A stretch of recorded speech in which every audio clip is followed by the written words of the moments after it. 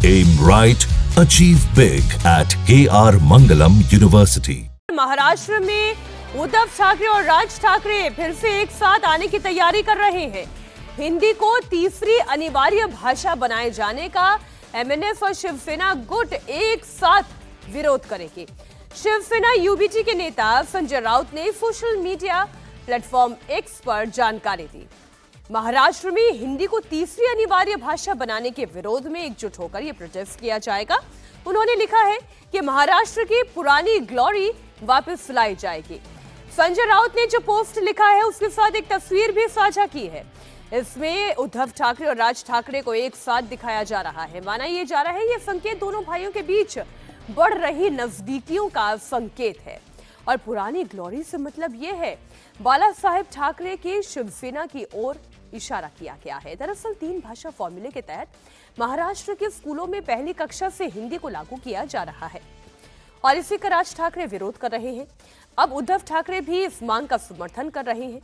ठाकरे परिवार में 20 साल पहले बगावत हुई थी जब राज ठाकरे ने साल 2005 में शिवसेना छोड़ दी थी और साल 2006 में एमएनएस यानी कि महाराष्ट्र नवनिर्माण सेना के नाम से एक नई पार्टी बनाई थी। तब यह लड़ाई उत्तराधिकार की वजह से हुई थी।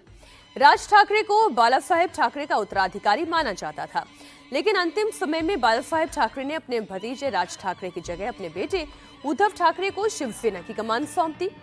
तब राज ठाकरे ने बगावत करते हुए अलग पार्टी बना ली थी, लेकिन अब 20 साल बाद एक बार फिर से ठाकरे परिवार एकजुट होने जा रहा है और इसके संकेत भी मिलने लगे हैं। दोनों के बीच मुलाकातें भी हुई और अब हिंदी विरोध के नाम पर दोनों एकजुट हो गए हैं। एक साथ तस्वीरें हैं, तस्वीरों के बैकग्राउंड में बाला साहेब ठाकरे हैं। सवाल ये कि आखिर 20 साल के बाद ऐसा क्या हो गया कि ठाकरे फैमिली एकजुट होने जा रही है। उद्धव और राज ठाकरे का एक होना इसके पीछे का एक बड़ा कारण आपके सामने रखते हैं। दरअसल महाराष्ट्र की सियासत में ठाकरे परिवार का दबदबा साल 10 साल कम होता जा रहा है। इसके बाद शायद राज ठाकरे और उद्धव ठाकरे एकजुट हो रहे हैं, क्योंकि एकनाथ शिंदे ने उद्धव ठाकरे की शिवसेना छीन ली। पार्टी का निशान से लेकर सांसद और विधायक तक छीन लिए।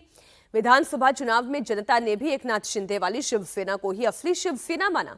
उद्धव ठाकरे की शिवसेना यूबीटी किस तरह दहाई अंक तक पहुंच पाई, तो वहीं एमएनएस की ताकत भी धीरे धीरे क्षीण होती जा रही है।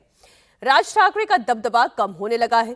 विधानसभा चुनाव में खाता तक नहीं खुला और इसके बाद माना यह जा रहा है कि अब दोनों भाई एकजुट होने की कोशिश कर रहे हैं और ये पार्टी की वही पुरानी लोकप्रियता, परिवार का वही दबदबा क्या वापस एक बार फिर ला पाएगा, यही सवाल है।